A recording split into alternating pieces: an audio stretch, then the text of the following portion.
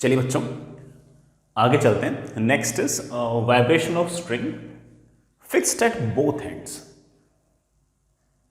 ये एक तरह से रस्सी जिसके दोनों एंड फिक्स हैं उसके अंदर स्टैंडिंग वेव्स क्रिएट करेंगे और उसके वाइब्रेशंस को अपन स्टडी करेंगे।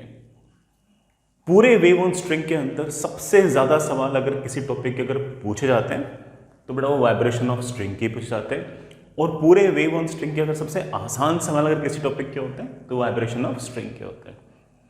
तो सबसे easiest of all questions end of course सबसे ज्यादा पूछने वाला जो टॉपिक है वो वाइब्रेशन ऑफ स्ट्रिंग पे है। मैं फिर से इस बात को बोलता हूं कि वाइब्रेशन ऑफ स्ट्रिंग के अंदर हम लोग स्टैंडिंग वेव बनाएंगे, स्टैंडिंग वेव ऑन स्ट्रिंग बनाएंगे। स्ट्रिंग पर स्टैंडिंग वेव बनाने के लिए हमारा प्रीरिक्विजिट बेटा आप लोग जानते ही हो हमारे पास दो ट्रेवलिंग वेव्स होनी चाहिए एक ही रस्सी पर, और दोनों ट्रेवलिंग वेव जो हैं सबका दोनों ट्रेवलिंग वेव का सेम ओमेगा या फ्रीक्वेंसी और same amplitude end of course opposite direction.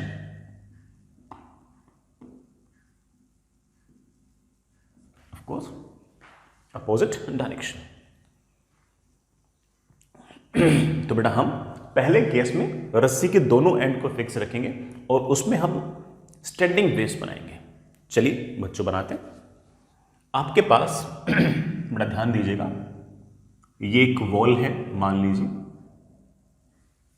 यहां पर आपके पास एक रस्सी और इसका दूसरा एंड भी इस तरह से फिक्स है। ये आपका x इक्वल्स टू 0 है और ये आपका x इक्वल्स टू L है। ये जो रस्सी है ये बिल्कुल टाइट है, टेंशन इसके अंदर T है।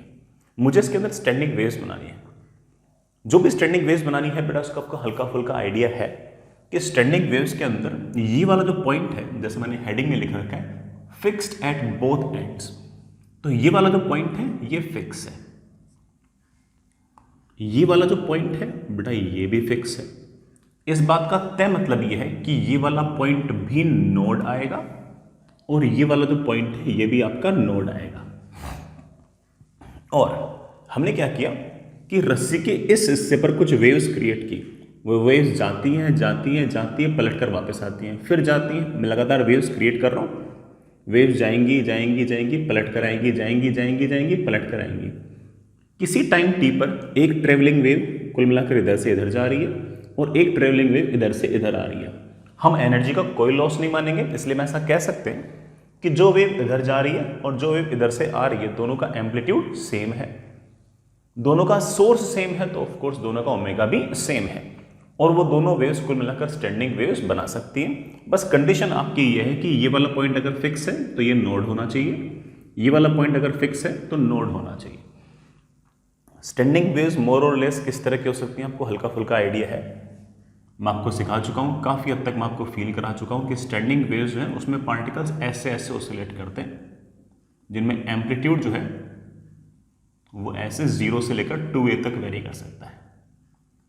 अब एक बात गौर कीजिएगा, ये वाला पॉइंट नोड तय है, ये वाला पॉइंट नोड ये भी तय है। अब ये वाला पॉइंट भी नोड है, ये वाला पॉइंट भी नोड है, ये वाला पॉइंट भी नोड है, ऐसे खूब सारे नोड्स बीच में बनेंगे। नोड से नोड के बीच का जो सेपरेशन है, आई रियली होप आपको याद होगा, मैंने आपको क्लास में सिखा रखा है, दैट इज λ/2। तो नोड से नोड के बीच का जो सेपरेशन है ये अपने आप में एक लूप है और ऐसे खूब सारे लूप्स हो सकते हैं। मैंने ऐसे एग्जाम्पल के लिए 4 लूप दिखा रखे हैं, लेकिन ऐसे 5 लूप भी हो सकते हैं, 6 लूप भी हो सकते हैं, 7 भी हो सकते हैं, 1 भी हो सकता है, लेकिन 5.5 नहीं हो सकते। लूप या तो 1 होगा, 2 होगा, 3 होंगे, 4 होंगे, 5 होंगे, लेकिन 5.5 नहीं हो सकते, क्योंकि अगर 5.5 लूप होते तो स्टार्ट तो नोड से होता और खत्म बेटा कहां पर होता, एंटी नोड पे। हमारा वाला जो केस है इसमें दोनों एंड फिक्स हैं, और अगर दोनों एंड फिक्स है तो ये पॉइंट नोड होना और ये पॉइंट नोड होना जरूरी है, और दोनों पॉइंट अगर नोड होना जरूरी है तो पक्की बात है कि पूरे लूप बनेंगे। मान लीजिए कि कुल मिलाकर ऐसे n नंबर ऑफ लूप्स बन रहे हैं, n must be of course positive integer, n जो बेटा कोई ना कोई पॉजिटिव इंटीजर है। ठीक है, मैं कह सकता हूं कि अगर रस्सी की कुल मिलाकर अगर लेंथ एल है तो मैं बड़े आराम से कह सकता हूं कि this L should be equal to lambda by two lambda by two lambda by two n times lambda by two. तो इसका मतलब आपकी जो वेव है, जो आपने ट्रेवलिंग वेव भेजी थी, दो ट्रेवलिंग वेव भेजी थी, एक लेफ्ट से एक बड़ा ऑफ कोर्स टक्कर करके वापस आ रही है, उनकी जो वेवलेंथ है इस कंडीशन को सेटिस्फाई करेगी सिर्फ और सिर्फ तभी वो दोनों ट्रेवलिंग वेव मिलकर इस तरह की स्टैंडिंग वेव बना पाएगी जिसमें ये वाला पॉइंट नोड होगा और ये वाला पॉइंट नोड होगा। और आप कह सकते हो कि आपके पास लेमडा की वैल्यू आ गई है, that is 2l upon that is 2l upon n की वैल्यू ऑफ कोर्स बेटा कोई भी इंटीजर। लेमडा आप ऐसे भी लिख सकते हो, that is velocity of wave upon frequency, और आपके पास फ्रीक्वेंसी की वैल्यू आ गई है, बड़ा बोलना बड़ा, फ्रीक्वेंसी की वैल्यू कितनी आ गई है, आई थिंक फ्रीक्वेंसी की वैल्यू आ गई है nv अपॉन 2l। इसका मतलब इस स्ट्रिंग पर जो आपने ट्रेवलिंग वेव्स भेजी हैं, उन ट्रेवलिंग वेव्स की जो फ्रीक्वेंसी है वो इनमें से कोई अगर होगी सिर्फ और सिर्फ तभी स्टैंडिंग वेव्स बन पाएगी, अदरवाइज नहीं बनेंगे। सर इनमें से मतलब ये कोई एक फ्रीक्वेंसी थोड़ी बेटा, ये तो बहुत सारी फ्रीक्वेंसीज हैं। अगर मैं n को 1 रखता हूं,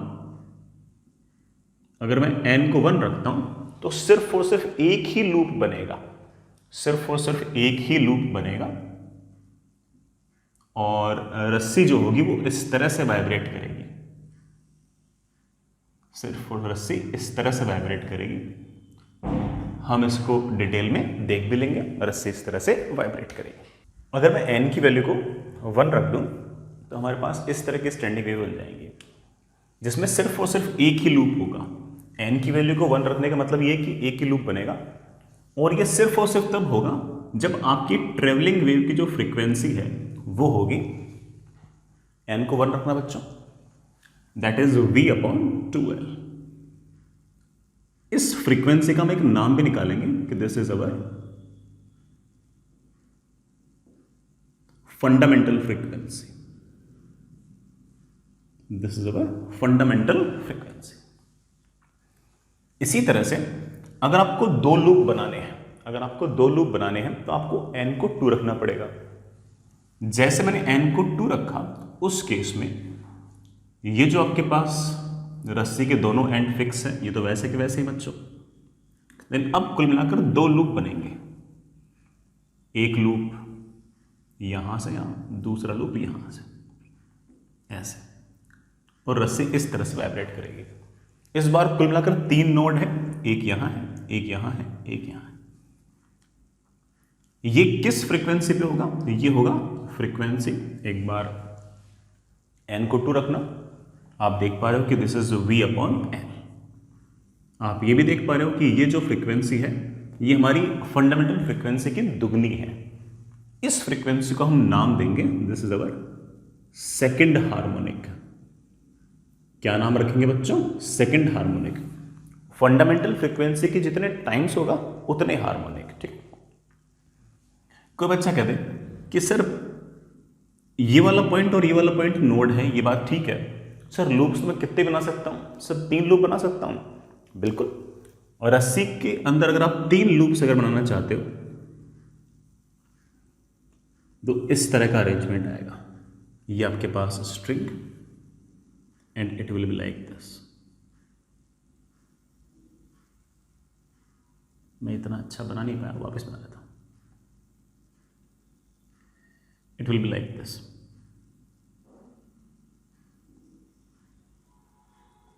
रस्सी जो होगी वो ऐसे ऐसे वाइब्रेट करेगी।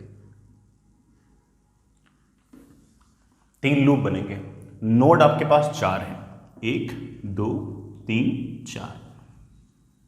ये किस फ्रीक्वेंसी पे होगा, ये किस फ्रीक्वेंसी पे, जरा चेक करना, n को 3 रखना, तो ये आपके पास जिस फ्रीक्वेंसी पे होगा that is 3v upon 2l। It is 3 times fundamental frequency, इसलिए हम इसका नाम निकाल रहे हैं थर्ड हार्मोनिक। Third harmonic. कोई कहते हैं कि सर 4 लूप बन सकते हैं, बड़ा बिल्कुल बन सकते हैं। 4 लूप अगर बनाने हो तो आपके पास अगेन ये वाला आपके पास रस्सी का पॉइंट फिक्स है, ये रस्सी का बड़ा पॉइंट फिक्स है,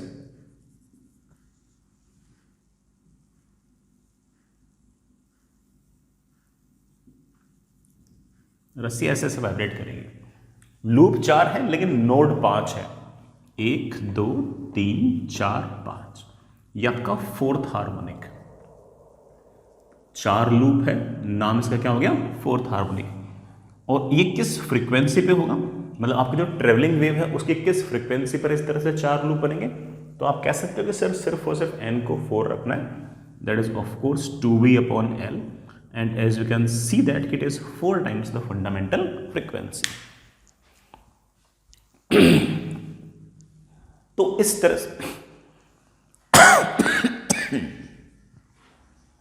तरह से दोनों एंड को फिक्स रखकर मैं एक ट्रेवलिंग वेव रस्सी पर भेजूं, वो ट्रेवलिंग वेव पलटकर वापस आए, फिर ट्रेवलिंग वेव भेजी पलटकर वापस आई। किसी इंस्टेंट पर पूरे के पूरे अरेंजमेंट में एक ट्रेवलिंग वेव इधर जा रही होगी, एक ट्रेवलिंग वेव इधर आ रही होगी, दोनों का एम्पलीट्यूड सेम, दोनों का ओमेगा सेम। ये दोनों ट्रेवलिंग वेव मिलकर स्टैंडिंग वेव बना सकती हैं, लेकिन ऐसा नहीं कि हर ओमेगा पर, हर फ्रीक्वेंसी पर आपकी स्टैंडिंग वेव बन जाएंगी। सिर्फ और सिर्फ कुछ स्पेसिफिक फ्रीक्वेंसीज पर ही आपकी स्टैंडिंग वेव्स बनेगी। जिन स्पेसिफिक फ्रीक्वेंसीज पर आपकी ये स्टैंडिंग वेव्स बनेगी, these frequencies are v/2L, 2v/2L, 3v/2L, 4v/2L, 5v/2L and so on. और एक जनरल फॉर्मूला निकाल सकते हो nv/2L। All these frequencies are known as resonance frequencies। बेटा ये रेजोनेंस नाम कैसे है ये हम आराम से देखेंगे, चिंता मत करो। All these frequencies are known as resonance frequencies। हम इसको बेटा नेचुरल फ्रीक्वेंसीज भी कहते हैं और नॉर्मल फ्रीक्वेंसीज भी कहते हैं। ये सारे के सारे नाम बेटा कहीं ना कहीं आपको नजर आ जाएंगे, चाहे आप HCV करो चाहे अपनी शीट करो, कहीं भी बेटा आपको ये नाम नजर आ जाएंगे। कहीं ना कहीं रेजोनेंस फ्रीक्वेंसी शब्द यूज कर रखा होगा, कहीं ना कहीं नेचुरल फ्रीक्वेंसी और कहीं ना कहीं normal frequency. In resonance frequencies में से जो लीस्ट फ्रीक्वेंसी है जो इस रस्सी के अंदर स्टैंडिंग वेव क्रिएट कर सकती है, the least frequency is known as fundamental frequency. और जो बाकी की फ्रीक्वेंसीज हैं वो ऑफ कोर्स हमारी फंडामेंटल फ्रीक्वेंसी की मल्टीपल होंगी। जैसे ये 2 टाइम्स, ये 3 टाइम्स, ये 4 टाइम्स। और ये फ्रीक्वेंसीज फंडामेंटल फ्रीक्वेंसी की जितने टाइम्स होंगी हम उसको उतने ही हार्मोनिक बोलेंगे। जैसे ये वाला जो वाइब्रेशन मोड है, ये वाला वाइब्रेशन मोड जिस फ्रीक्वेंसी पे हो रहा है वो फंडामेंटल फ्रीक्वेंसी का दुगना है, 2 टाइम्स है, इसलिए इसका क्या नाम निकाल दिया, सेकंड हार्मोनिक।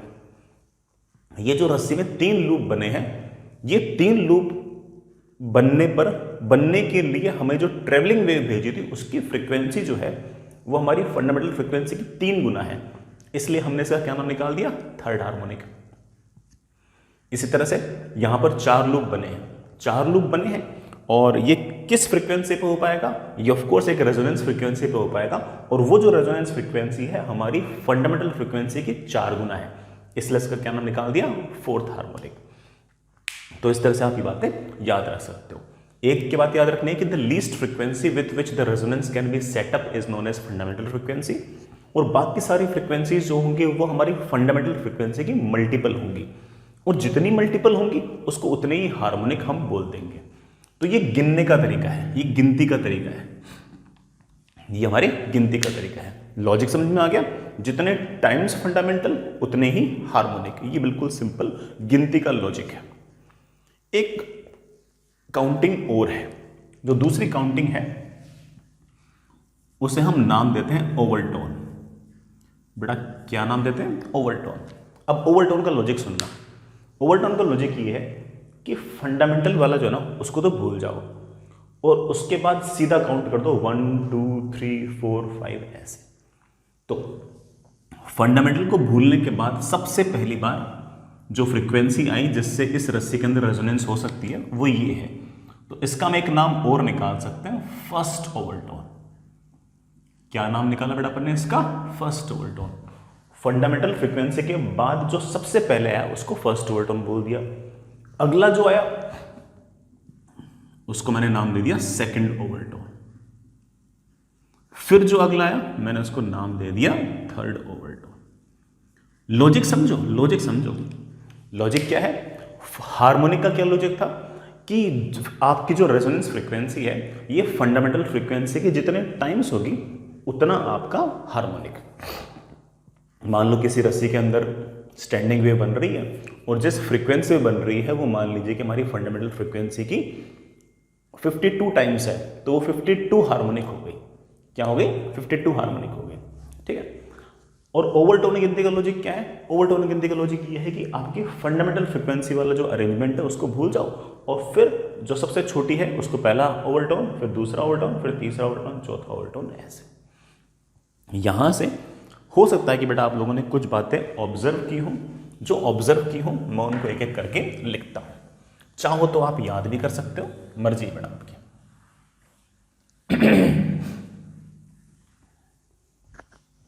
सुनना बच्चों, जैसे अपना जो फंडामेंटल वाला मोड था उसकी अगर बात करें तो फ्रीक्वेंसी आपकी F0 आई V/2L। ठीक है। उसमें ऑब्वियस बात है कि ये नोड है बीचों बीच एंटी नोड है। इसमें सिर्फ एक तो लूप बना है, दो नोड हैं और एक एंटी नोड है। अच्छी बात है। अगला जो आया है हमारा सेकंड हार्मोनिक। इस सेकंड हार्मोनिक को मैं फंडामेंटल के बाद पहला है ये, इसलिए हम इसको फर्स्ट ओवरटोन भी कह सकते हैं। इस फर्स्ट ओवरटोन में जरा ध्यान से देखो, फ्रीक्वेंसी जो आई है वो 2V/2L आई है और ये 2 टाइम्स फंडामेंटल फ्रीक्वेंसी है। इसमें ध्यान से देखो तो 2 लूप हैं, 3 नोड हैं और 2 एंटी नोड हैं। बेटा नजर तो आ गया ना, ये और ये तो नोड होने थे, एक बीचों बीच नोड और है। ये आपका एंटी नोड, ये आपका एंटी नोड। आप सिमेट्री से एक बात और बोल सकते हो कि अगर ये टोटल लेंथ अगर L है तो ये जो पॉइंट है जहां पर एंटी नोड है ये आपका L/2 है, ये यहां पर जो एंटी नोड है ये L/4 है, ये जो नोड है ये L/2 पर है, ये एंटी नोड L/4 पर है और ये अगला एंटी नोड जो है ये 3L/4 पे है। ये हम आगे बनाएंगे भैया। आगे चलिए बच्चों। नेक्स्ट इज जो आपका थर्ड हार्मोनिक है, जो आपका थर्ड हार्मोनिक है उसी का हमने एक नाम और निकाल रखा है सेकंड ओवरटोन। अच्छी बात है बच्चों। और इसके अंदर अगर आप ध्यान से देखो तो कुल मिलाकर आपकी जो फ्रीक्वेंसी है वो फंडामेंटल फ्रीक्वेंसी के 3 टाइम्स है ऑफ कोर्स। और इसके अंदर आपके पास कितने लूप है नजर आ रहा होंगे बेटा? 3 तो लूप है। और कितने नोड हैं? ये नोड और ये नोड तो तय थे, बीच में 2 नोड और आ गए, तो कुल मिलाकर 4 नोड है। तो आप कह सकते हैं कि देयर आर 4 नोड्स। बेटा मेरे ख्याल से 3 एंटी नोड आ रहे होंगे। एक एंटी नोड ये रहा, एक एंटी नोड ये रहा, एक एंटी नोड ये रहा। ठीक है। इसी तरह से अगला चलो बच्चों, नेक्स्ट इज फोर्थ हार्मोनिक। जो हमारा फोर्थ हार्मोनिक है उसको हम यहां पर थर्ड ओवरटोन भी कह सकते हैं। इसमें जो फ्रीक्वेंसी होगी वो हमारी फंडामेंटल फ्रीक्वेंसी की 4 टाइम्स होगी। कुल मिलाकर कितने लूप होंगे? 1 2 3 4 लूप बन रहे हैं। लेकिन आपके नोड कितने हैं बेटा? नोड आपके 5 हैं। काउंट कर लो, 1 2 3 4 5 लूप है, 5 नोड है। एंटी नोड कितने बेटा? नजर आ गए होंगे, 4 एंटी नोड है। ऐसे अगर मैं कहूं कि बेटा मान लीजिए कि आपके पास कोई nth हार्मोनिक है, तो इतना तो आपको समझ में आ गया होगा कि जब बोथ एंड फिक्स होंगे उसमें second harmonic first overtone, third harmonic second overtone, fourth harmonic third overtone. तो nth हार्मोनिक है तो ऑब्वियस बात है कि n-1th ओवरटोन भी कह सकते हो। बोथ एंड फिक्स वाले केस में से याद रख सकते हो।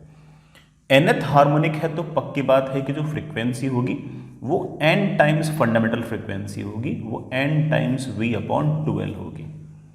यहां पर फोर्थ हार्मोनिक था तो 4 लूप थे, यहां पर nth हार्मोनिक है तो ऑब्वियस बात है बेटा कुल मिलाकर कितने नंबर ऑफ लूप्स बनेंगे? n लूप्स बनेंगे। लेकिन नोड n नहीं होंगे, नोड तो बेटा n+1 होंगे। क्यों? क्योंकि आपका ये वाला पॉइंट और ये वाला पॉइंट दोनों नोड है, स्टार्टिंग वाला पॉइंट भी नोड है और एंड वाला पॉइंट भी नोड है। कितने एंटी नोड होंगे वो वर्ड आपको नजर आ गए होंगे, आपके पास n नंबर ही एंटी नोड होंगे, जितने लूप होंगे उतने ही आपके एंटी नोड्स होंगे। ये एक बेसिक तरीका है बताने का, मैं ये नहीं कह रहा कि ये मैथमेटिकल तरीका है, हम इसी पूरे के पूरे वाइब्रेशन ऑफ स्ट्रिंग को या फिर रेजोनेंस को हम मैथमेटिकल तरीके से और बेटर समझ सकते हैं, लेकिन फॉर्मूला आखिर में यही आएगा, ऐसा नहीं कि फॉर्मूला नहीं आ जाएगा, फॉर्मूला मोर और लेस यही आएगा।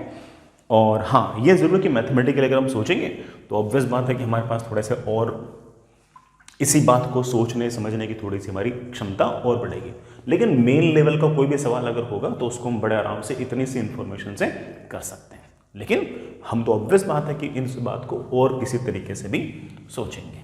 ठीक है, चलिए बच्चों आगे चलते हैं, इन्हीं फॉर्मूलों पर हम वापस आते हैं।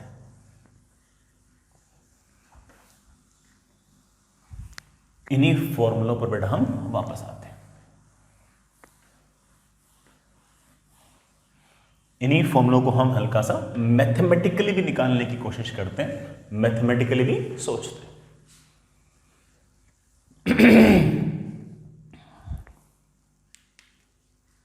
सुनिए बेटा, नेक्स्ट इज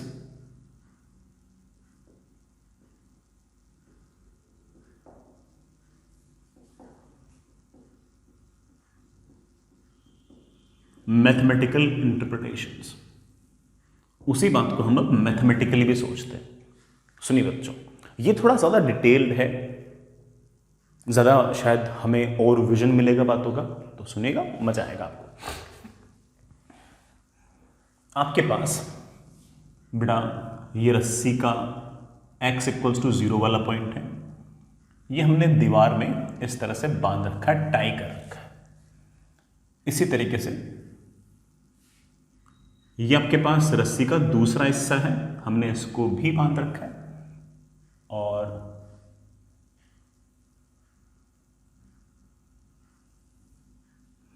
ये आपका x = L है। ये आपका x = L है, ये एंड बंधा हुआ है, ये एंड बंधा हुआ है, बांध रखा अपन ने। ठीक है, अब आपने एक ट्यूनिंग फोर्क लिया बेटा, ट्यूनिंग फोर्क। ट्यूनिंग फोर्क आपकी 11th क्लास की लैब के अंदर भी स्कूल में मिल जाएगा। एक छोटा सा चिमटा टाइप होता है बेटा, ऐसा शेप का ट्यूनिंग फोर्क होगा, मेटल का बना हुआ इस तरह का। इसके ये जो दोनों टंग्स हैं इनको हम प्रॉन्ग्स कहेंगे। इनको बेटा क्या नाम देंगे अपन? प्रॉन्ग्स। ठीक है, तो इन प्रॉन्ग्स का जो मास है या फिर इन प्रॉन्ग्स को जिस मटेरियल से आपने बनाया है, इन प्रॉन्ग्स की जो थिकनेस है, उससे डिसाइड होता है कि ये ट्यूनिंग फोर्क की फ्रीक्वेंसी क्या होगी। और इसकी शेप, साइज, ज्योमेट्री, मटेरियल, इन सब से इन ट्यूनिंग फोर्क की कोई ना कोई फ्रीक्वेंसी होगी, और ये फ्रीक्वेंसी अक्सर बेटा ट्यूनिंग फोर्क पर लिखी रहती है। सर फ्रीक्वेंसी का अर्थ क्या हुआ? अर्थ ये हुआ कि इस ट्यूनिंग फोर्क को अगर आप किसी चीज़ पर ऐसे टकरा कर छोड़ दोगे तो जो प्रॉन्ग्स होंगे वो ऐसे ऐसे ऐसे ऑसिलेट करेंगे। कोई प्रॉन्ग्स फास्ट ऑसिलेट करेंगे तो उनकी फ्रीक्वेंसी ज़्यादा होगी, कुछ प्रॉन्ग्स स्लोली ऑसिलेट करेंगे तो उनकी फ्रीक्वेंसी कम होगी। फास्टली ऑसिलेट करते हैं या फिर स्लोली ऑसिलेट करते हैं, इस बात पर डिपेंड करता है कि वो प्रॉन्ग का मटेरियल क्या है, उन प्रॉन्ग की थिकनेस क्या है, उन प्रॉन्ग्स का मास क्या है, वगैरह वगैरह। उसकी हमें चिंता करने की ज़रूरत बिल्कुल नहीं है। तो प्रॉन्ग्स होंगे वो ऐसे ऐसे ऐसे ऐसे ऑसिलेट करेंगे, और उनकी फ्रीक्वेंसी अक्सर बड़ा उस ट्यूनिंग फोर्क पर इस तरह से लिखी रहती है। जैसे ट्यूनिंग फोर्क के प्रॉन्ग्स ऐसे ऐसे ऑसिलेट करते हैं, वैसे ही अपने आस पड़ोस के जो एयर के पार्टिकल्स होते हैं उनको भी इसी फ्रीक्वेंसी से ऑसिलेट कराते हैं। ठीक है, तो आप एक काम करो, इस रस्सी के पास में एक ट्यूनिंग फोर्क ऐसे लेके आओ। ऐसे लेके आना जरूरी बेटा। ठीक है, अगर आपके पास रस्सी यूं है तो ट्यूनिंग फोर्क ऐसे लाने से कोई फायदा नहीं है, इस तरह से रखो, और इस ट्यूनिंग फोर्क को ऐसे किसी ऑब्जेक्ट से टकरा के रस्सी के बिल्कुल पास में ले आओ। जैसे आप पास में लेके आओगे, मैं इसका थोड़ा सा एक डायग्राम जूम करके बना देता हूँ। ये आपकी रस्सी और ये आपका ट्यूनिंग फोर्क। आपने इस ट्यूनिंग फोर्क को किसी ऑब्जेक्ट से टकराया, टकराने के बाद ये जो प्रोंग होगा ये ऐसे ऐसे ऑसिलेट करेगा, ठीक है, किसी फ्रीक्वेंसी से, let's say the frequency is F. तो ये ट्यूनिंग फोर्क जैसे जैसे यूं ऑसिलेट करेगा, अपने एयर के जो पार्टिकल्स होंगे इसके नज़दीक वाले, उनको भी उसी फ्रीक्वेंसी से ऑसिलेट करेगा। ये जो एयर पार्टिकल होगा अगले वाले पार्टिकल को ऑसिलेट करेगा, वो अगला वाला जो पार्टिकल होगा वो फिर रस्सी को भी ऑसिलेट कराएगा और रस्सी को यूं यूं ऑसिलेट कराएगा। जैसे ही रस्सी के इस पॉइंट को यूं यूं यूं यूं ऑसिलेट कराएगा, रस्सी के अंदर एक ट्रेवलिंग वेव बन जाएगी और ये ट्रेवलिंग वेव लगातार आगे जाएगी। इस ट्रेवलिंग वेव की जो फ्रीक्वेंसी होगी वो वही होगी जो इस एयर पार्टिकल के ऑसिलेशन की फ्रीक्वेंसी है, और इस एयर पार्टिकल के ऑसिलेट करने की फ्रीक्वेंसी वही होगी जो ऑफकोर्स इस प्रोंग के ऑसिलेट करने की फ्रीक्वेंसी है। तो जो आपके ट्यूनिंग फोर्क की फ्रीक्वेंसी है उसी फ्रीक्वेंसी की वेव्स इस रस्सी के अंदर ट्रेवलिंग वेव क्रिएट हो गई है। Fair enough, the frequency of tuning fork and the frequency of the string becomes same. अब इतना समझ में आ गया? आसान लगा ना? हाँ, आप एक्सपेरिमेंट के दौरान इस ट्यूनिंग फोर्क को रस्सी से टच भी करा सकते हो, है ना। अगर ये ट्यूनिंग फोर्क का ये जो बड़ा टंग है, ये जो बड़ा प्रोंग है, इसको अगर आप रस्सी से टच कराओगे तब भी बड़ा रस्सी को उसी फ्रीक्वेंसी से ऑसिलेट कर देगा, कोई इश्यू नहीं है उसमें, टच भी करा सकते हो। इतना समझ में आ गया? तो ट्यूनिंग फोर्क की अगर फ्रीक्वेंसी एफ है तो इसी फ्रीक्वेंसी से ये जो रस्सी के पार्टिकल हैं ये ऑसिलेट करने लगेंगे और वो डिस्टर्बेंस लगातार आगे जाएगी और ट्रेवलिंग वेव लगातार आगे जाएगी। Fair enough. अब होगा क्या कि मैं ऐसा कह सकता हूं कि इस पूरी की पूरी रस्सी के अंदर जो वेव क्रिएट हो रही है उसके लिए रेस्पॉन्सिबल ये ट्यूनिंग फोर्क है। तो ये जो ट्यूनिंग फोर्क है it is something like source और ड्राइवर। कुछ भी शब्द यूज कर सकते हो बेटा, सोर्स शब्द भी यूज कर सकते हो, ड्राइवर शब्द भी यूज कर सकते हो। और वो जो फ्रीक्वेंसी की वेव है वो आगे जाएगी, फिर पलट कर वापस आएगी, फिर आगे जाएगी, फिर पलट कर वापस आएगी, फिर आगे जाएगी, फिर पलट कर वापस आएगी, फिर लगातार आगे जाएगी। ट्यूनिंग फोर्क जो है वो लगातार इस रस्सी को कोई ना कोई एनर्जी प्रोवाइड कर रहा है। ये तो आपको नजर आ गया होगा बेटा, ये तो आपको नजर आ गया होगा कि जब ट्यूनिंग फोर्क नहीं था तो रस्सी बिल्कुल शांत बैठी थी। अब जैसे ही ट्यूनिंग फोर्क आया वो इसको लगातार एनर्जी देता गया, देता गया, देता गया। अब लगातार एनर्जी आती गई तो रस्सी के वाइब्रेशंस लगातार बढ़ते गए, बढ़ते गए, बढ़ते गए, बढ़ते गए। अब एक टाइम क्या होगा कि कुल मिलाकर मैं ऐसा इमेजिन कर सकता हूं कि एक वेव जो होगी वो लेफ्ट से राइट जा रही होगी और एक वेव टकरा के लेफ्ट से राइट आ रही होगी, ठीक है। और ये दोनों वेव्स जो होंगी वो ऑफ कोर्स सुपर इम्पोज करेंगे और सुपर इम्पोज करके स्टैंडिंग वेव्स बनाने की कोशिश करेंगे, ठीक है। और अभी सुनना इस बात को, और इस ट्यूनिंग फोर्क की किसी स्पेसिफिक फ्रीक्वेंसी के लिए, किसी स्पेसिफिक फ्रीक्वेंसी के लिए, हर फ्रीक्वेंसी के लिए नहीं, ट्यूनिंग फोर्क की किसी स्पेसिफिक फ्रीक्वेंसी के लिए ऐसा होगा कि इस ट्यूनिंग फोर्क में और इस सिस्टम के अंदर तालमेल बैठ जाएगा। क्या कहा मैंने?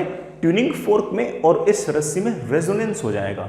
रेजोनेंस होने का अर्थ यह है कि जो भी एनर्जी ट्यूनिंग फोर्क ने इस सिस्टम को दी है, इस सिस्टम ने उस एनर्जी को अपने अंदर से डिसिपेट नहीं किया, बाहर नहीं निकाला।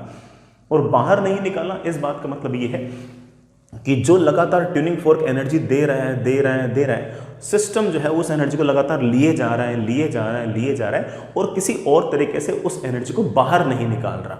अगर बाहर नहीं निकाल रहा तो ऑब्वियस बात है कि रस्सी के वाइब्रेशंस बढ़ेंगे, रस्सी के एम्पलीट्यूड्स बढ़ेंगे और रस्सी जो होगी वो अच्छे खासे एम्पलीट्यूड की स्टैंडिंग वेव्स बनाएगी। लेकिन अभी भी कंडीशन क्या है? कंडीशन ये है कि आपकी जो रस्सी है, ये जो फिक्स्ड एंड्स हैं, ये किसी भी तरीके से अपने अंदर से एनर्जी बाहर नहीं निकालनी चाहिए। क्योंकि अगर इस सिस्टम ने अपने अंदर से एनर्जी बाहर निकाल दी तो ट्यूनिंग फोर्क तो एनर्जी देगा, हम एनर्जी बाहर निकालते रहेंगे, फिर ट्यूनिंग फोर्क एनर्जी देगा, हम किसी तरीके से एनर्जी बाहर निकालते रहेंगे, तो हमारी एनर्जी तो बढ़ेगी ही नहीं, फिर तुम्हारे एम्पलीट्यूड बढ़ेंगे नहीं। तो मेरे कहने का अर्थ यह है कि एक स्पेसिफिक कंडीशन के अंदर, हमेशा नहीं, किसी स्पेसिफिक मैथमेटिकल कंडीशन में ऐसा होगा कि ट्यूनिंग फोर्क और हमारे बीच में तालमेल बैठ जाएगा, कोहेरेंस आ जाएगा, रेजोनेंस हो जाएगा और उस केस के अंदर हम ऐसा कह पाएंगे कि the tuning fork and the string are in resonance, in which the entire energy provided by the tuning fork is increasing the energy of the string, and the string is vibrating violently, is vibrating with extremely good energy, is vibrating with good amplitude, and good standing waves have been formed. अच्छी खासी बड़ा standing waves बन जाएंगी। लेकिन सब बातों की एक ही बात कि किसी तरीके से इस रस्सी में से एनर्जी बाहर जानी नहीं चाहिए। अब नहीं जानी चाहिए, उसके पीछे क्या लॉजिक है, अब सुनना। अगर वेव्स गई आई, उसके बाद कुल मिलाकर जो भी स्टैंडिंग वेव्स बनी है वो स्टैंडिंग वेव इस तरह से बननी चाहिए कि ये वाला जो पॉइंट है ये नोड हो। स्टैंडिंग वेव इस तरह से बननी चाहिए कि ये वाला पॉइंट नोड हो। अगर ये वाला पॉइंट नोड नहीं होता, जो स्टैंडिंग वेव्स बन रही हैं उसमें अगर ये वाला पॉइंट अगर नोड नहीं होता तो ये वाला पॉइंट जाना चाहता ऊपर। जैसे ये वाला पॉइंट ऊपर जाना चाहता, हमने तो इस पॉइंट को बांध रखा है, तो जो दीवार है वो उस पॉइंट को खींचती ऐसे अपनी तरफ। जैसे दीवार इसे अपनी तरफ खींचती वैसे एक नॉन कंजर्वेटिव फोर्स आता। वो जो नॉन कंजर्वेटिव फोर्स है वो सिस्टम की एनर्जी को डिसिपेट करता। समझ रहे इस बात को? तो ट्यूनिंग फोर्क की हो सकता है कि कुछ फ्रीक्वेंसीज ऐसी हो जिन फ्रीक्वेंसीज पर जो स्टैंडिंग वेव्स बन रही हैं वो स्टैंडिंग वेव्स इस तरह से बने कि ये वाला पॉइंट जो है नोड की तरह बिहेव ना करे और किसी एंटी नोड की तरह बिहेव करे। अगर इस पॉइंट ने एंटी नोड की तरह बिहेव किया तो ये पॉइंट जाना चाहेगा ऊपर, तो ये जो दीवार है ये फोर्स लगाएगी अंदर की तरफ और वो force non conservative in nature होगा और सिस्टम में से एनर्जी को डिसिपेट कर देगा। और जैसे ही सिस्टम में से एनर्जी डिसिपेट कर देगा, ट्यूनिंग फोर्क बेचारा एनर्जी दे रहा होगा, ये एनर्जी डिसिपेट कर देगा और इस कारण से हमारे वाइब्रेशंस जो होंगे वो इतने अच्छे नहीं हो पाएंगे। लेकिन ट्यूनिंग फोर्क की किसी स्पेसिफिक फ्रीक्वेंसी पर इस पूरी की पूरी वेव के अंदर जो दो ट्रेवलिंग वेव्स जा रही है, एक तो एक्चुअल और एक रिफ्लेक्टेड, वो इस तरह से इंटरफेयर करेंगी कि जो स्टैंडिंग वेव है वो बनेगी ही ऐसी कि ये वाला पॉइंट भी नोड हो और ये वाला पॉइंट भी नोड हो। जब ये दोनों पॉइंट पहले से ही नोड होंगे तो इन पॉइंट के ऊपर या नीचे जाने की टेंडेंसी नहीं होगी। ये दोनों पॉइंट ऊपर नीचे जाना ही नहीं चाहेंगे और ये पॉइंट जब ऊपर नीचे जाना ही नहीं चाहेंगे तो दीवार कोई फोर्स ही नहीं लगाएगी और दीवार कोई फोर्स नहीं लगाएगी तो दीवार किसी तरह से एनर्जी सिस्टम में से बाहर नहीं निकाल पाएगी। सिर्फ और सिर्फ एनर्जी का इनकमिंग होगा। किससे? ट्यूनिंग फोर्क से। और ट्यूनिंग फोर्स से अगर एनर्जी का अगर इनकमिंग होगा तो ऑफ कोर्स लगातार एम्पलीट्यूड्स बढ़ते जाएंगे और स्टैंडिंग वेव्स लगातार बनती जाएंगी। आई रियली होप ये वाली बात समझ में आ गई होगी।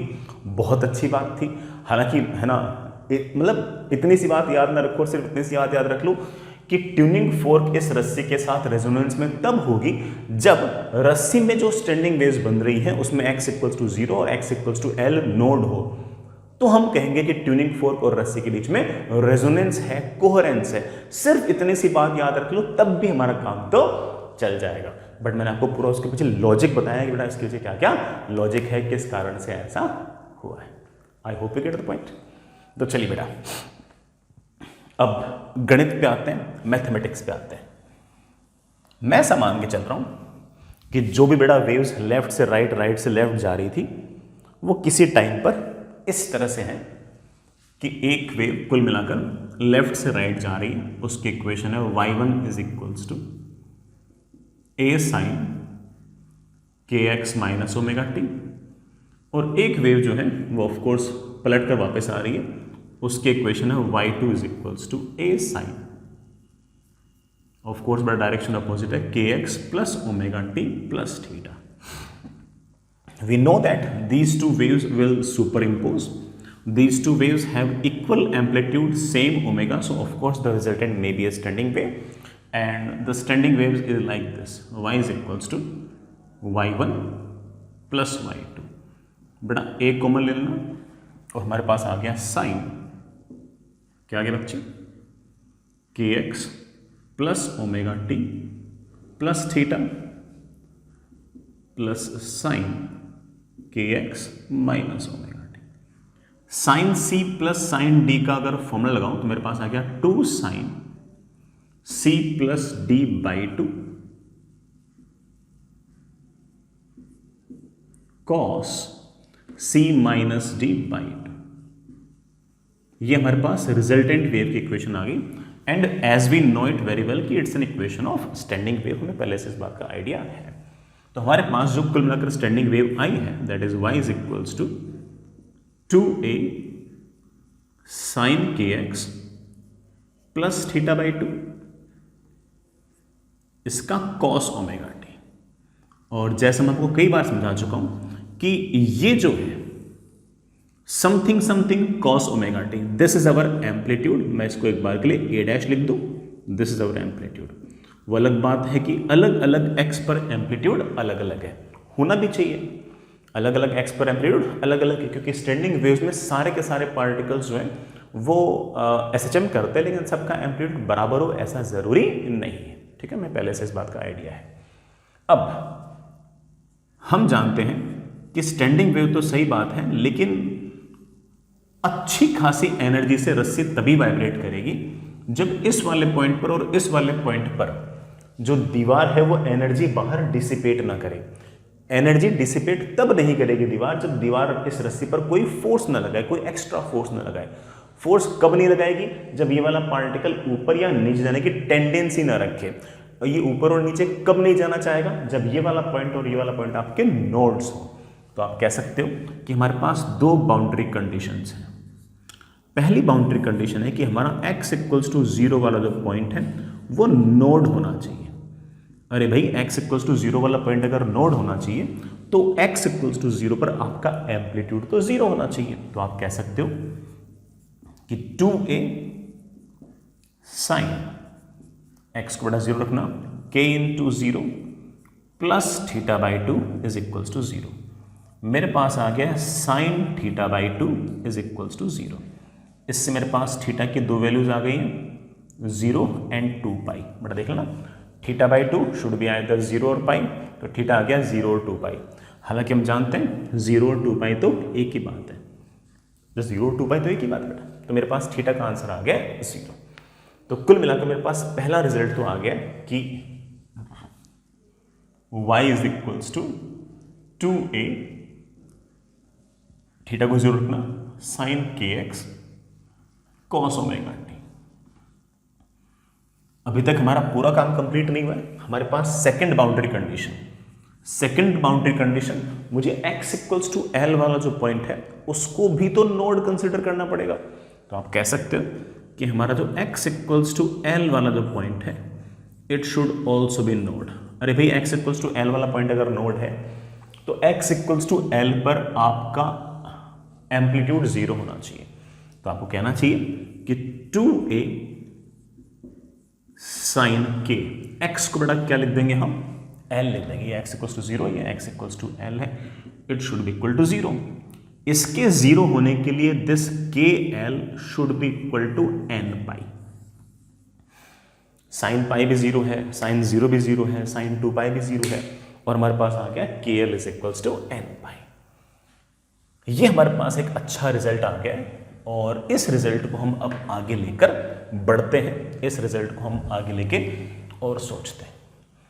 हमारे पास आ गया kl is equals to n pi.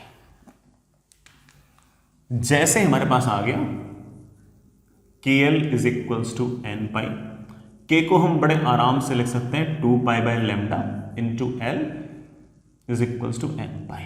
Pi से पाई कैंसिल, मेरे पास आ गया 2l is equals to n lambda. बड़ा याद करो, ऐसी ही कंडीशन हमारे पास लॉजिक से भी आई थी और मैथमेटिक्स से भी एग्जैक्टली वही कंडीशन आई है। This is the condition for resonance. अगर ये कंडीशन फुलफिल हो रही है तो हम कहेंगे कि इस ट्यूनिंग फोर्क के और रस्सी के बीच में रेजोनेंस हो गया। इस बात को हमने डायरेक्ट भी सोचा था, बट डायरेक्ट कैसे सोचा था कि पूरी length is equals to n times lambda by 2। भाई, नोड से नोड तक की डिस्टेंस लैम्डा बाई 2 होनी चाहिए। अब मुझे पता नहीं है कि यहां से यहां तक कुल मिलाकर कितने लूप है, तो lambda by 2 lambda by 2 lambda by 2 मान लो n लूप है, तो n times lambda by 2 is equals to your l। और n क्या हो गए? Number of loops. n बेटा क्या हो गया? Number of loops. इस बात पे, इस रिजल्ट पे हम डायरेक्ट भी पहुंचे थे। आई रियली होप कि आपको याद होगा, इस रिजल्ट पे बेटा हम डायरेक्ट भी पहुंचे थे।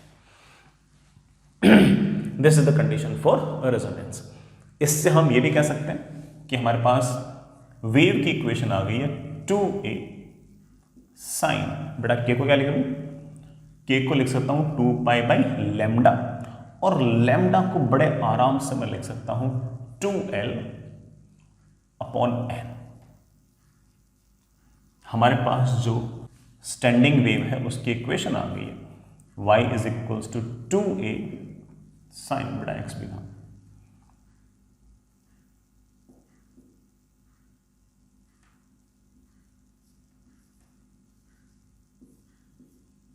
ये लीजिए बेटा हमारी स्टैंडिंग वेव की इक्वेशन। हालांकि रिजल्ट वही आया जो हम लॉजिक से निकाल रहे थे, तो रिजल्ट तो हमें कोई बहुत ऐसे नहीं लगा कि हाँ हमने कोई नया काम कर लिया हो, बट एटलीस्ट हमें इस पूरी स्टैंडिंग वेव की इक्वेशन का तो आइडिया लगा है।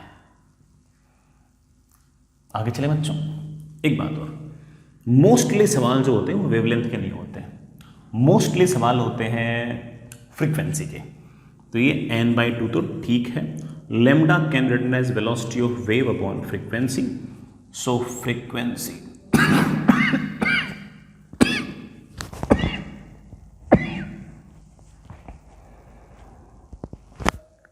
फ्रीक्वेंसी की वैल्यू आ गई है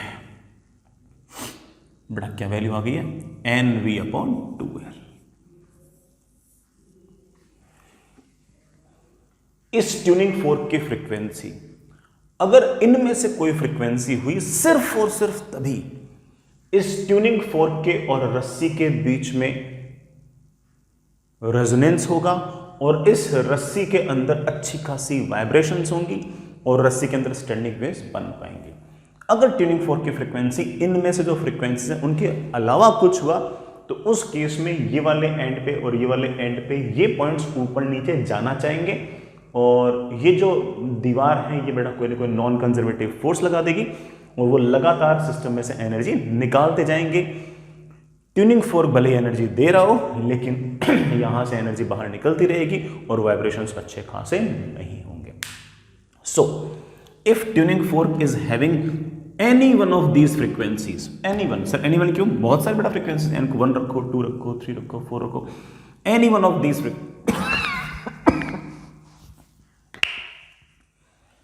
any one of these frequencies, then we say that there is a resonance between this tuning fork and the string, and we know that कि रस्सी है इसलिए हम इस वेलोसिटी को बड़े आराम से √T/μ भी लिख सकते हैं, √T/μ लिख सकते हैं। ठीक है बेटा,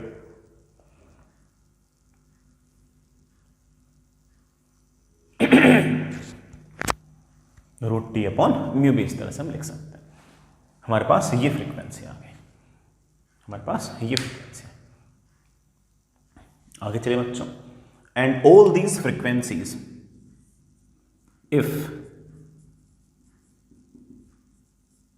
ट्यूनिंग फोर्क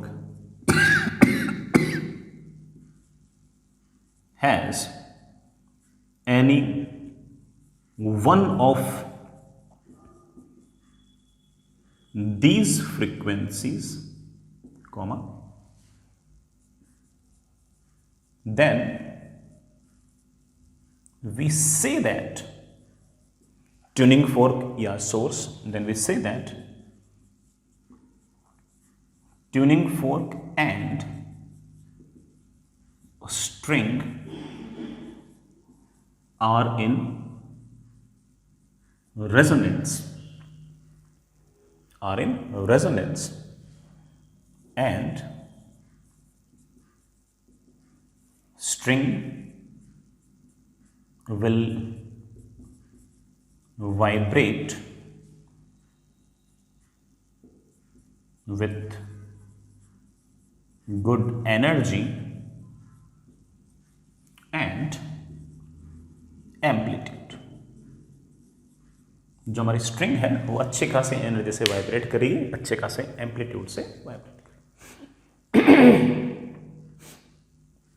आई होप बेटा समझ में आ गया होगा। And all these frequencies are known as, but हमने इसके 3-4 नाम निकाले थे।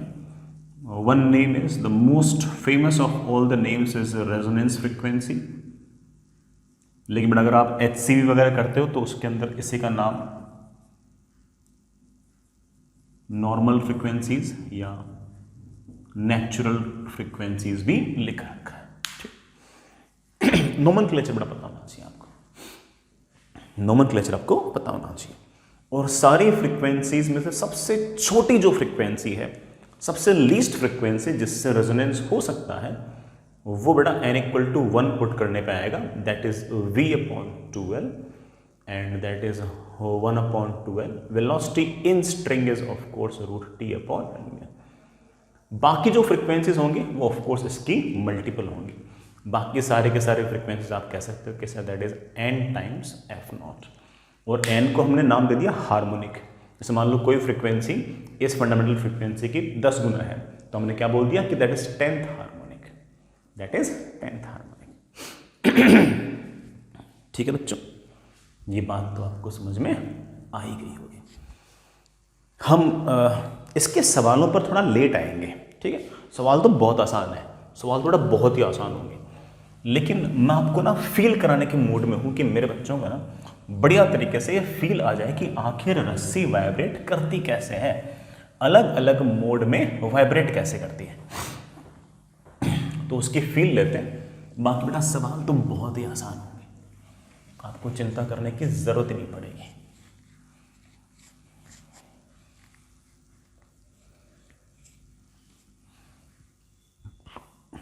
चलिए बेटा, सबसे पहले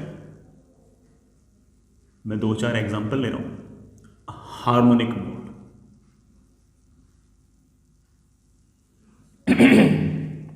सबसे पहले हार्मोनिक मोड। अब सुनिएगा, हार्मोनिक मोड में याद कीजिए बेटा,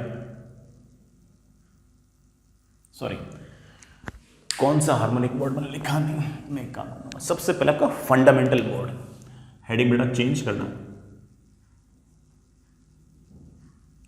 सबसे पहले फंडामेंटल मोड।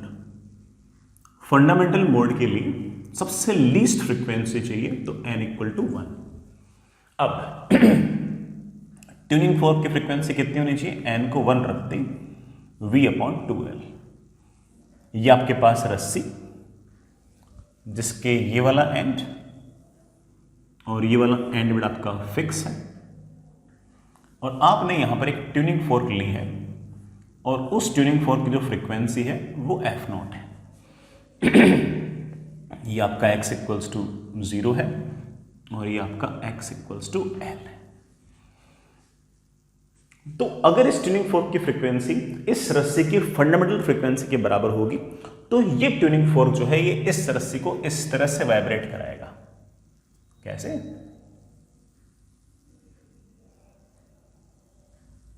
ऐसे से वाइब्रेट कराएगा। ये वाला पॉइंट नोड, ये वाला पॉइंट नोड, और सारी जो रस्सी होगी वो ऐसे ऐसे ऑसिलेट करेगी। मैं आपको मैथमेटिकली भी प्रूव करके दिखा दूंगा कि रस्सी ऐसे ऐसे वाइब्रेट करेगी। चलिए बेटा, हमारा जो इक्वेशन है that is something like this कि y is equals to 2a sine, बेटा n को 1 रखना, pi x upon l cos omega t। Omega can be written as 2 pi by capital T into small t। चलिए मैं आपको बना के दिखाता हूं। ये आपके पास बड़ा x इक्वल्स टू 0 वाला पॉइंट,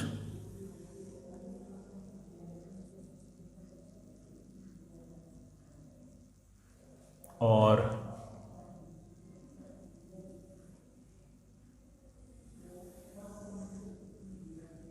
ये आपका x इक्वल्स टू l वाला पॉइंट। ठीक है, एक बार टाइम को 0 पुट करो।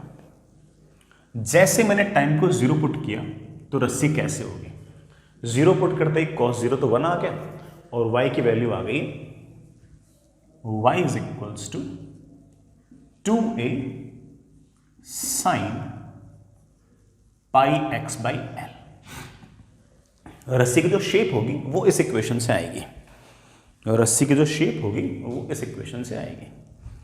अब अगर मैं जानता हूं कि x की वैल्यू 0 से लेके l तक वेरी कर रही है, तो ये जो अंदर वाला एंगल है ये 0 से लेके पाई तक वेरी कर रहा है, तो ग्राफ बनना चाहिए साइन थीटा जैसे, और उसमें 0 से लेके पाई जितना, 0 से लेके पाई जितना। x को 0 पुट करता हूं तो y की वैल्यू आ रही है 0। x को l पुट करता हूं तो साइन पाई भी 0, y की वैल्यू आ रही है 0। और अगर मैं x को l बाई 2 पुट करता हूं तो sine pi by 2, sine pi by 2 आ गया है, ये आ गया x equals to l by 2 x equals to l by two put किया तो साइन पाई बाई टू बड़ा 1, यहां पर एम्पलीट्यूड आ रहा है 2, y की वैल्यू आ रही है 2a। तो graph will be something like this, graph will be like this. t is equals to 0 पर आपकी रस्सी ऐसे होगी, और ये वाला जो पॉइंट है इसका एम्पलीट्यूड है 2a। ये मत सोचना कि हम सिर्फ और सिर्फ इसका ही एम्पलीट्यूड लिख सकते हैं, हम तो हर पॉइंट का एम्पलीट्यूड लिख सकते हैं। जैसे कोई मुझसे पूछ ले कि सर यहां कहीं x equals to l by 4 होगा, इसका y कोऑर्डिनेट क्या होगा?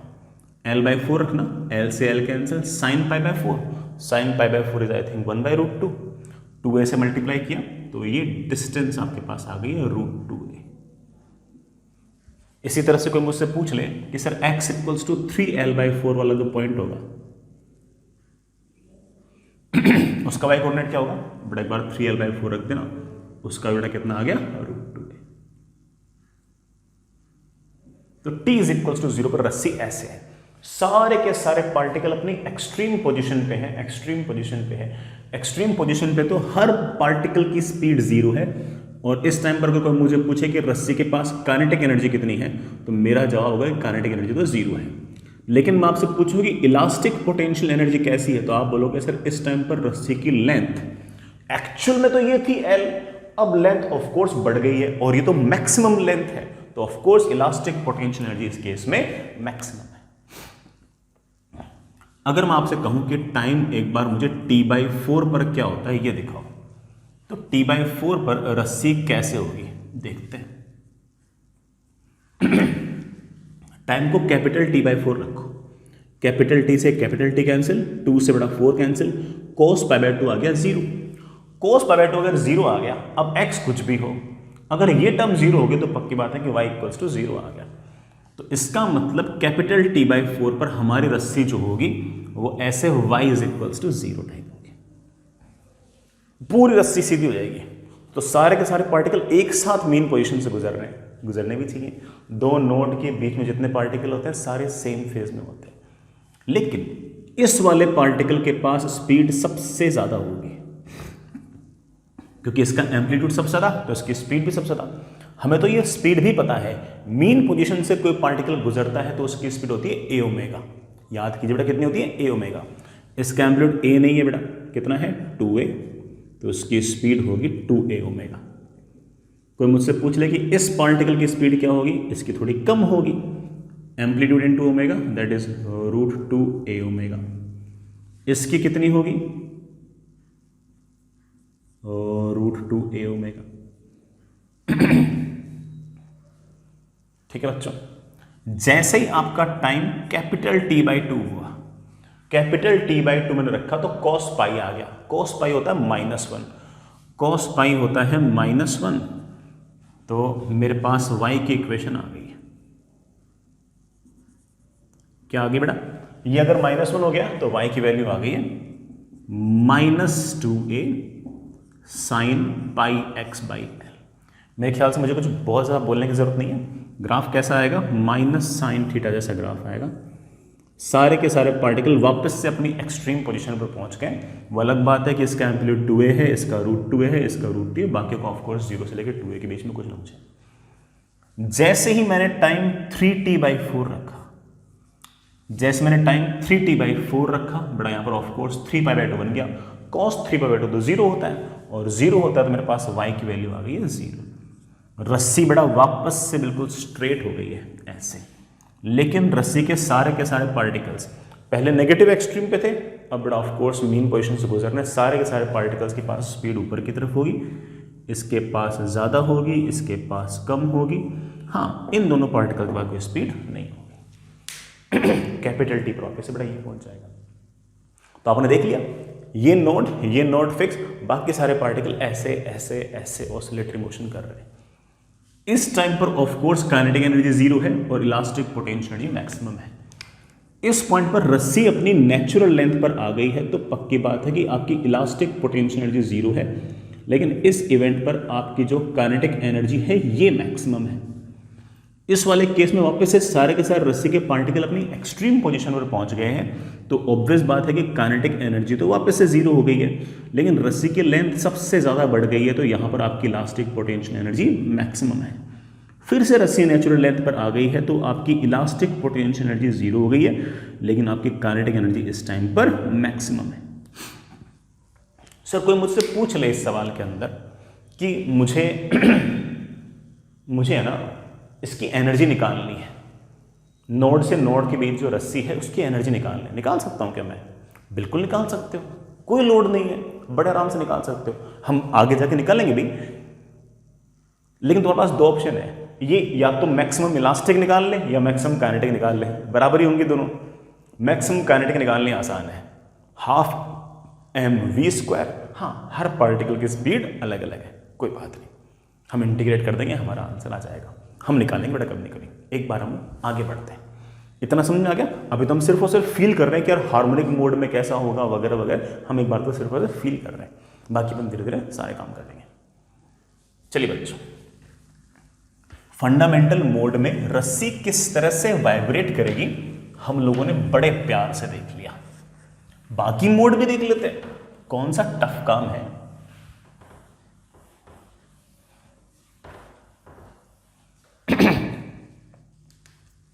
अगला देखते हैं,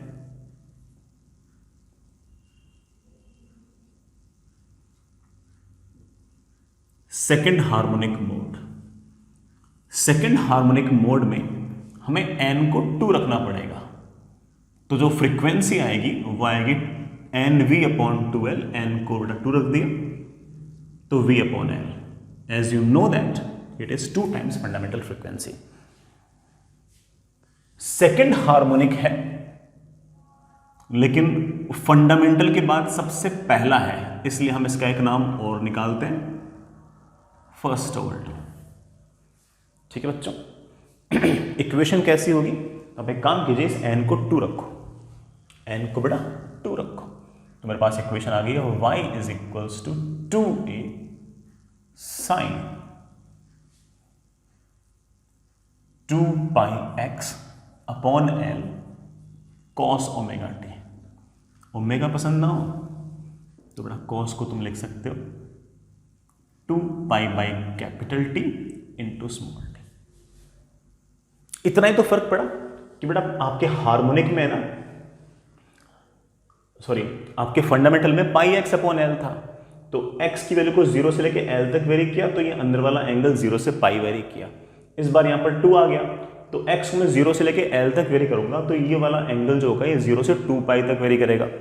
0 से π तक इतना ग्राफ था, तो 0 से 2π तक इतना ग्राफ बन जाएगा, तो 2 लूप बन जाएंगे, बना लेंगे अपन, है कि नहीं? फंडामेंटली तो ऐसा लग रहा है कि बिल्कुल आसानी से बनने वाला काम है, अभी कर देते हैं। चलिए बच्चों, सबसे पहले t = 0। t = 0 पर रस्सी कैसे होगी? ये आपका x = 0, ये आपका x = L। बेटा पुट करना, t = 0 पुट करना, cos 0 तो आ गया 1, और मेरे पास आ गया है y = 2a sin 2πx/L। कैसा ग्राफ बनना चाहिए? sin x जैसा ग्राफ बनना चाहिए। x की वैल्यू कहां से कहां तक वेरी कर रही है? 0 से लेके L तक, तो अंदर वाला एंगल कहां से कहां तक वेरी करेगा? 0 से लेके 2π तक। 0 से लेके 2π तक sin थीटा ग्राफ आता है क्या? बिल्कुल आता है। Graph will be like this.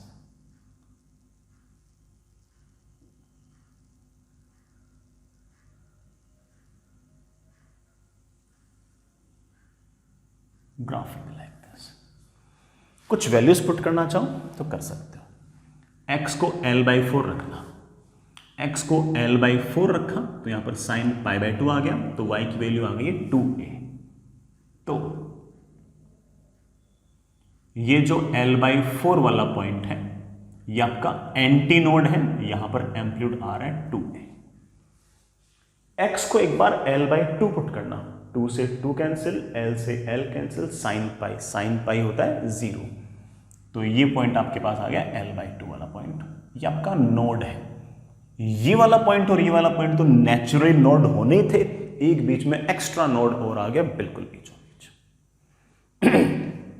X को एक बार 3l/4 रखना, 3l/4 रखा तो साइन 3π/2 आ गया, साइन 3π/2 होता है -1, तो y की वैल्यू आ गई -2 में। तो ये वाला पॉइंट आ गया, कौन सा पॉइंट? 3l/4। कौन नोड है कौन एंटी नोड है सब पता है मुझे। 0 l/2 l, 0 l/2 l, ये 3 तो मेरे पास है नोड, और l/4 और 3l/4 ये मेरे पास है एंटी नोड।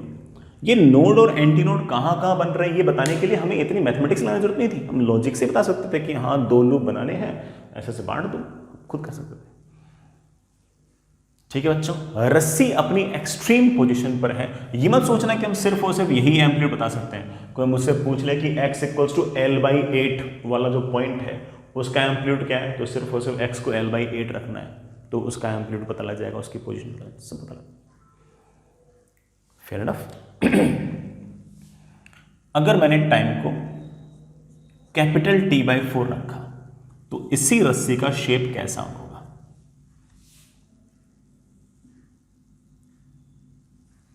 कैपिटल T/4 रखा टाइम को, तो यहां पर cos π/2 आ गया, cos π/2 होता है 0। अब चाहे x कुछ भी हो, हमारे पास y की वैल्यू आ गई है 0। इट मीन्स दैट कि सारी के सारी जो रस्सी है वो ऐसे स्ट्रेट लाइन हो गई है, सारे के सारे पार्टिकल मीन पोजीशन से भाग रहे हैं। ये वाला पार्टिकल तो पहले भी मीन था, ये वाला पार्टिकल तो पहले भी मीन था, और ये वाला पार्टिकल तो पहले भी मीन था, बाकी सारे भाग रहे हैं। भागने में एक अंतर है, ये जो हिस्सा है ये ऊपर से नीचे आ रहा है, तो ऑब्वियस बात है कि इसकी वेलोसिटी होगी नीचे की तरफ, इसकी भी नीचे की तरफ, इसकी भी नीचे की तरफ। सर ये एरो की लेंथ कम ज्यादा क्यों कर रखी है? बेटा इसका एम्पलीट्यूड ज्यादा है तो इसकी स्पीड ज्यादा है, इसका एम्पलीट्यूड कम है इसकी स्पीड कम, because we know that velocity at mean position is amplitude into omega.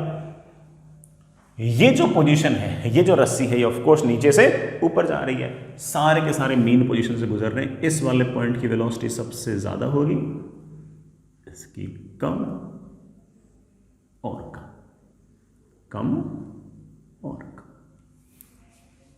Node के आजू बाजू वाले जो पॉइंट होते हैं वो एक दूसरे के आउट ऑफ फेज होते हैं। आई होप ये वर्ड आपको याद होगा। इन दोनों के जो फेज डिफरेंस होता है कितने का? पाई का।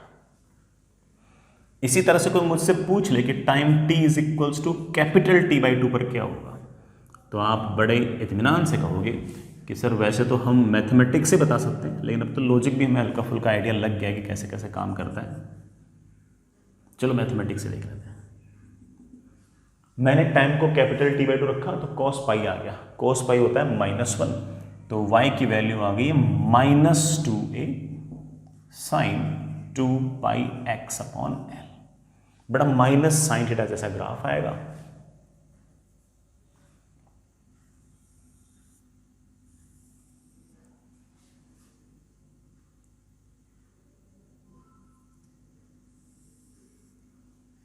ऐसा ग्राफ है। ये बड़ा आपका l/4, ये आपका 3l/4।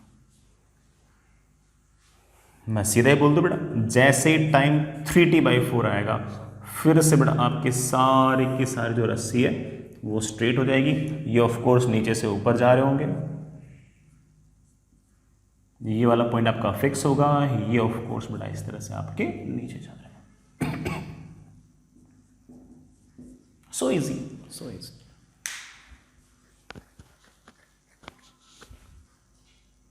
आई रियली होप बेटा ये सारी के सारी बात आपको समझ में आ गई होगी।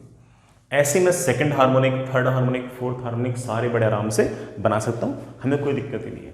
मैथमेटिकली बना सकते हैं और हम लॉजिक से बड़े आराम से बना सकते हैं। थर्ड हार्मोनिक में ऐसा एक लूप और आ जाएगा, फोर्थ हार्मोनिक में एक लूप और आ जाएगा, फिफ्थ हार्मोनिक में एक लूप और आ जाएगा। हम बड़े आराम से इस तरह से बना सकते हैं। ठीक है बच्चों, तो मैथमेटिक्स से किस तरह से एनालाइज करना है वो भी आप लोगों ने सीख लिया होगा, देख लिया होगा, समझ में भी आपको आ ही गया होगा।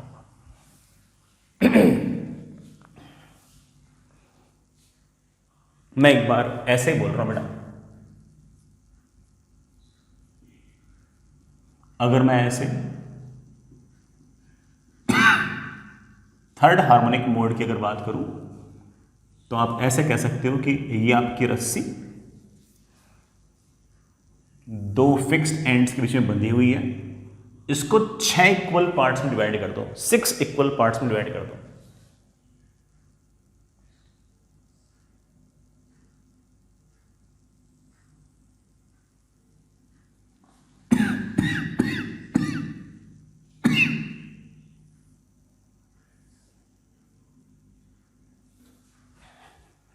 ये अगर x इक्वल्स टू 0 है, बेटा 3 लूप बना दिए, तो L/6 पर आपका एंटी नोड आएगा, 2L/6 मतलब L/3 पर नोड आएगा, 3L/6 मतलब L/2 पर आपका एंटी नोड आएगा, बड़ा फिर ऑफ कोर्स 4L/6 मतलब 2L/3 पर नोड आएगा, 5L/6 पर आपका एंटी नोड आएगा, और 6L/6 मतलब L पर आपका नोड आएगा। ये L/6, ये L/6, ये L/6, ये L/6, ये L/6, ऐसे 6 पार्ट्स में डिवाइड कर दिया। लूप तो 3 है, लेकिन नोड से एंटी नोड, एंटी नोड से नोड, नोड से एंटी। मैं अगर कभी आपको कह दूं कि बेटा मुझे ना फिफ्थ हार्मोनिक बना के दो, तो आपको ऐसे टेंशन ही नहीं है। फिफ्थ हार्मोनिक मतलब 5 लूप बनाने हैं। कितने लूप? 5 लूप बनाने हैं। तो मैं पूरी रस्सी को 10 पार्ट्स में डिवाइड कर दूंगा। लूप 5 बनाने 10 पार्ट्स में। कैसे? नोड से एंटी नोड, एंटी नोड से नोड, पूरा लूप बन गया ऐसे। तो अगर मुझे फिफ्थ हार्मोनिक बनाना होगा तो मैं ऐसे बना दूंगा।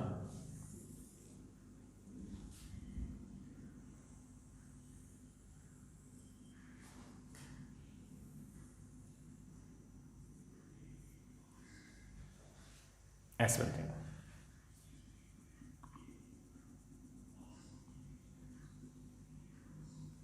ये दोनों एंड फिक्स है, ये 0 है। मुझे बेटा 10 पार्ट्स में डिवाइड करना था, तो अगर ये x इक्वल्स टू 0 है तो ये L/10, ये 2L/10 मतलब L/5, ये 3L/10 वाला पॉइंट, ये 4L/10 वाला पॉइंट, ये 5L/10 वाला पॉइंट, 5L/10 मतलब L/2, ये आपका 6L/10 वाला पॉइंट, ये आपका 7L/10 वाला पॉइंट, ये आपका 4L/10 वाला पॉइंट, सॉरी 8L/10 वाला पॉइंट, और ये आपका 9L/10 वाला पॉइंट, और ये ऑफकोर्स आपका 10L/10 मतलब L वाला point.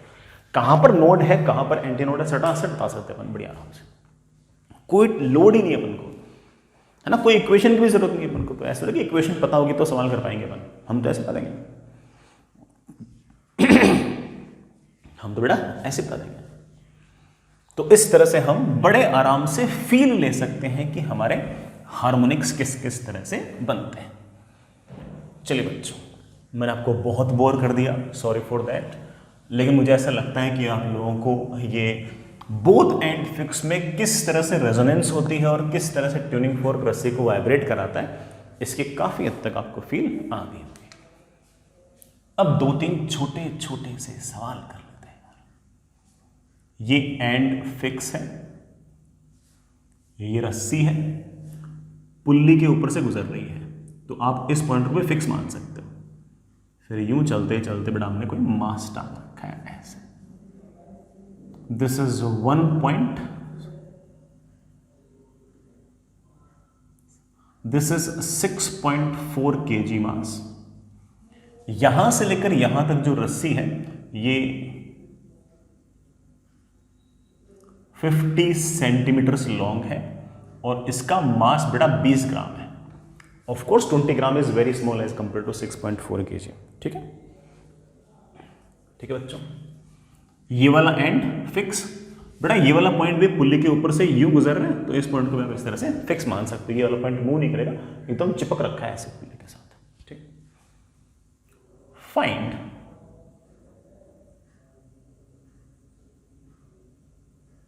Fundamental frequency of horizontal section of string। बेटा जो रस्सी है इसका जो हॉरिजॉन्टल सेक्शन है, इसमें अगर मुझे फंडामेंटल मोड में अगर वाइब्रेशन कराना है तो उसकी फ्रीक्वेंसी क्या होगी? वेरी सिंपल, हम जानते हैं कि फंडामेंटल फ्रीक्वेंसी का फॉर्मूला होता है V/2L। सबसे इंपॉर्टेंट चीज तो वेलोसिटी ऑफ वेव है, टेंशन अपॉन म्यू। ये 64 kg है, तो ऑफ कोर्स नीचे की तरफ mg, तो टेंशन बेटा मेरे ख्याल से 64 न्यूटन आ गया होगा। अब रस्सी का मास इतना कम है कि हम हर जगह 64 न्यूटन मान सकते हैं, तो 64 न्यूटन अपॉन म्यू। म्यू मतलब रस्सी की मास पर यूनिट लेंथ। रस्सी का मास 20 ग्राम है बेटा, केजी में कन्वर्ट करो। मास पर यूनिट लेंथ बेटा सेंटीमीटर मीटर में कन्वर्ट करो।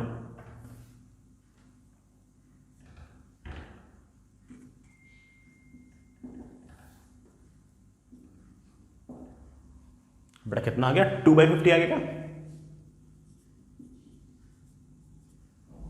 बेटा कितना आ गया, 2/50।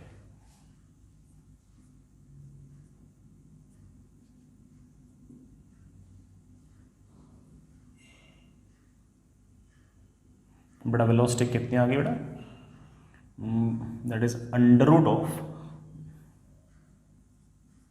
1600 आ गया ना, दैट इज 40 मीटर पर सेकेंड। हो गया हमारा काम। तो बेटा that is 40 divide by 2 times L, बेटा मीटर में लिखना 0.5, बेटा फ्रीक्वेंसी कम्स आउट 40 हर्ट्ज। इसका मतलब अगर मैं 40 हर्ट्ज का ट्यूनिंग फोर्क अगर इसके पास में लाके रख दूंगा और उसे वाइब्रेट कराऊंगा, तो बेटा इसके अंदर स्टैंडिंग वेव बन जाएंगी, और ये सारी की सारी जो रस्सी है ये ऐसे ऐसे ऑसिलेट करेगी, यूं ही ऑसिलेट करेगी। Fair enough. इसी सवाल में कोई बच्चा मुझसे पूछ ले कि सर 5th हार्मोनिक फ्रीक्वेंसी कितनी होगी, तो मैं कहूंगा कि 5th हार्मोनिक फ्रीक्वेंसी जो होगी वो फंडामेंटल फ्रीक्वेंसी की 5 टाइम्स होगी, और that will be 5 times 40 hertz, that is 200 hertz. तो अगर मैं इसके पास में अगर एक ट्यूनिंग फोर्क वाइब्रेट कराऊं 200 हर्ट्ज का, तो वो इस पॉइंट को नोड और इस पॉइंट को नोड और बीच में कितने लूप बना देगा, 5 लूप बना देगा, और उसको अगेन स्टैंडिंग वेव्स क्रिएट कर देगा। ठीक है। मैं अगर आपसे पूछ लूं कि इसी केस में 11th ओवरटोन फ्रीक्वेंसी कितनी होगी, तो आप कहोगे सर जब बोथ एंड फिक्स्ड होते हैं उसमें हमें हल्का फुल्का याद है कि दूसरा ओवरटोन मतलब तीसरा हार्मोनिक, 5वां ओवरटोन मतलब छठा हार्मोनिक, तो 11वां ओवरटोन मतलब 12वां हार्मोनिक, और 12वां हार्मोनिक जो होगा वो फंडामेंटल फ्रीक्वेंसी का 12 टाइम्स होगा। तो हमारे पास आंसर आ गया 12 into 40, I think this is 480 hertz. 480 hertz का अगर ट्यूनिंग फोर्क लाकर अगर बड़ा इस रस्सी को ऑसिलेट कराने की कोशिश करोगे, तो रस्सी में ऑफ कोर्स स्टैंडिंग वेव्स बन जाएंगी, और स्टैंडिंग वेव्स इस तरह से बनेंगे कि इस पॉइंट से लेकर इस पॉइंट के बीच में कुल मिलाकर 12 लूप बनेंगे। 12th हार्मोनिक है तो 12 लूप बनेंगे। ठीक है। इस तरह सवाल पूछे जा सकते हैं। आगे चलिए बच्चों, एक और पूछता हूं आपसे।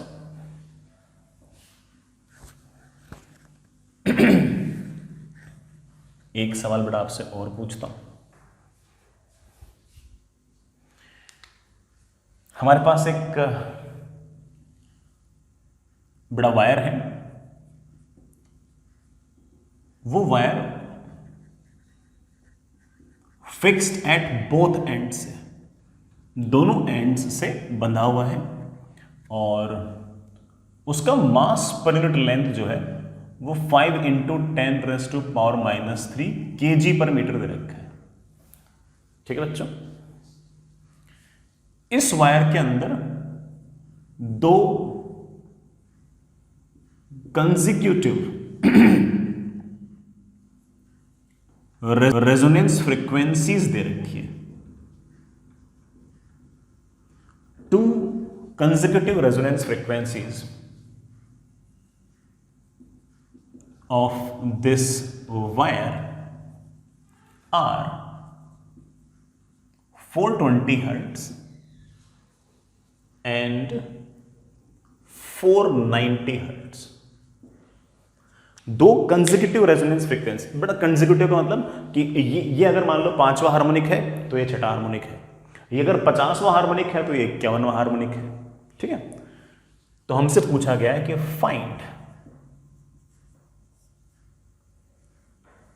अच्छा बेटा, टेंशन भी दे रखी है हमें सवाल के अंदर, 450 न्यूटन की टेंशन दे रखी है सवाल में। रस्सी में, उस वायर में 450 न्यूटन टेंशन है। Find length of wire, wire की लेंथ बताओ।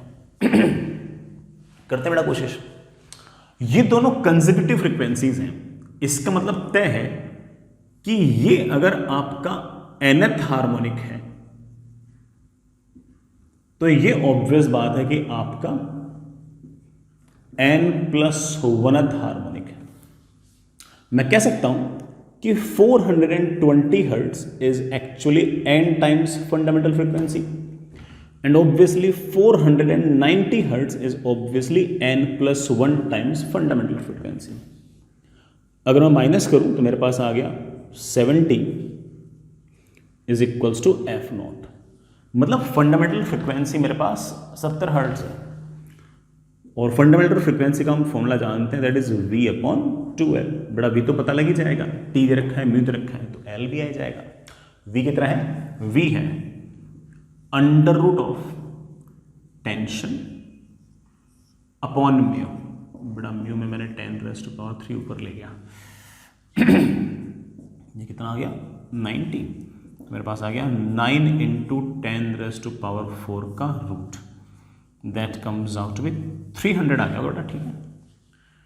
तो मेरे पास ये आ गया, दैट इज 300/2l। l की वैल्यू आ गई है 150/70 मीटर। एक बार कैलकुलेशन जरूर चेक करना, बड़े आपका आंसर आ गया। तो हमारा जो बड़ा क्या कहते हैं वायर है, उसकी लंबाई बड़ा ये 150/70 या फिर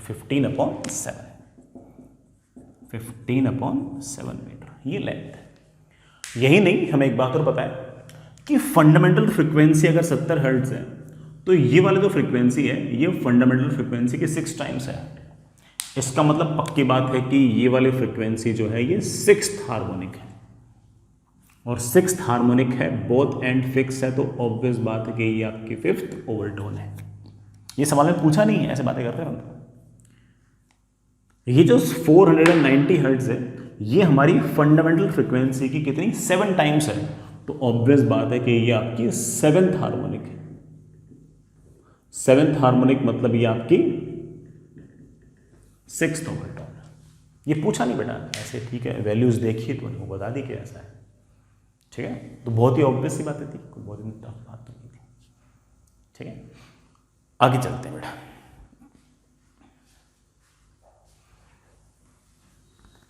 एक छोटा सा सवाल और करते हैं, एक बेटा छोटा सा सवाल और करते हैं।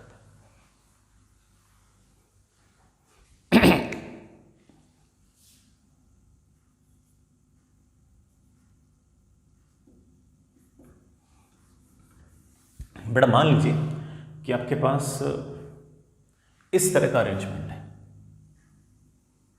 ये फिक्स्ड एंड है,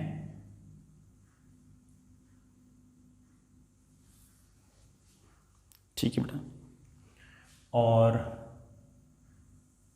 ये मेरे पास कोई मासलेस रॉड है, ये एक स्ट्रिंग, ये एक स्ट्रिंग, इस रस्से का ये एंड फिक्स, ये एंड फिक्स, ये मासलेस रॉड बांध रखी मैंने ऐसे। मतलब सवाल में जो वेव का जो कॉन्सेप्ट है वो तो बहुत ही आसान है, बस इसमें हल्का फुल्का अपन ने मैकेनिक्स इन्वॉल्व कर रखी है, ठीक। ये बड़ा आपके पास मासलेस रॉड है, ये आपके पास 2 आइडेंटिकल स्ट्रिंग्स हैं,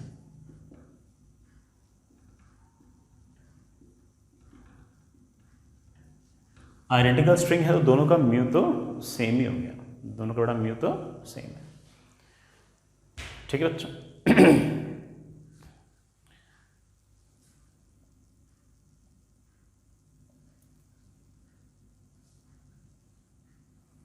इस रोड के साथ बेटा मैंने एक एम मास है ना यहां कहीं बांध रखा है, ये एम मास मैंने यहां कहीं बांध रखा है, यहां से x डिस्टेंस पे, और रॉड की लेंथ l है, तो ऑफ कोर्स बेटा ये वाली लेंथ मेरे पास l माइनस एक्स। ठीक है बच्चों, इधर वाली रस्सी की जो फंडामेंटल फ्रीक्वेंसी है वो f दे रखी है, और जो लेफ्ट वाली रस्सी है इसकी फंडामेंटल फ्रीक्वेंसी मुझे दुगनी दे रखी है। अब जैसे मान लो इसमें 100 हर्ट्ज फंडामेंटल फ्रीक्वेंसी है, तो इसमें बेटा 200 है, उसमें अगर 50 है तो इसमें 100 है। देन फाइंड x, बेटा x निकालने का है कि ये डिस्टेंस निकालो कितनी है। तो सवाल में सही कहूं तो ना बेटा, वेव्स का जो कॉन्सेप्ट है तो बहुत ही आसान है। वेव्स का कॉन्सेप्ट तो सिर्फ ये है कि फंडामेंटल फ्रीक्वेंसी का फॉर्मूला हम जानते हैं v/2l।